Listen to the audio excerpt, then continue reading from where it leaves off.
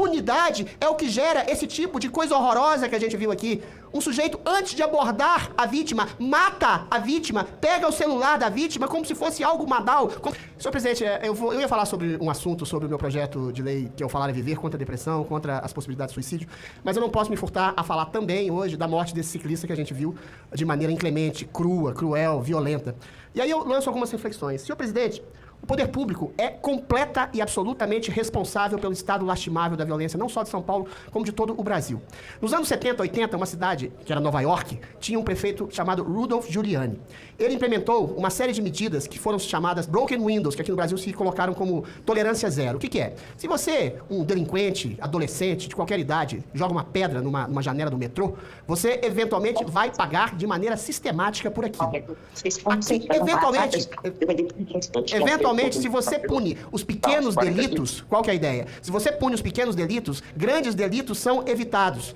Porque se um pequeno delinquente comete um crime e ele tem a anuência, a complacência, a certeza da impunidade, provavelmente, ainda mais aqui no Brasil, ele vai se tornar um grande delinquente. Ele vai entrar pro tráfico, vai entrar pro crime organizado. Por quê? Aqui no Brasil se seguiu exatamente o contrário dessa política de tolerância zero que foi implementada em Nova York e que funcionou a criminalidade a recrudescer significativamente naquela cidade.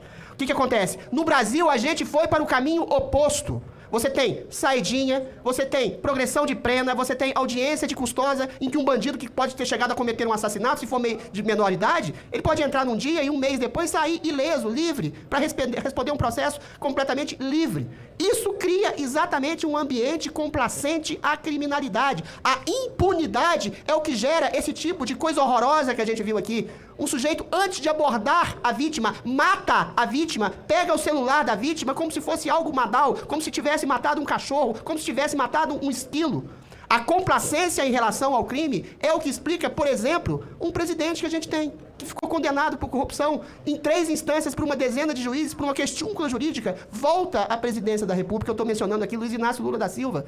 Então, pequenos delinquentes, grandes delinquentes que aplaudiram Lula voltando da cadeia, sabe que não vão ficar muito tempo na cadeia também, entendeu? Então, essa cena pequena e trágica, e grandiosamente trágica, e canalha, e sórdida, e suja, que a gente vê, a gente já antecipa a impunidade desse assassino. A gente antecipa a impunidade de uma pessoa que rouba alguém, que estupra alguém, que massacra alguém, exatamente pela complacência à criminalidade que tem aqui no Brasil.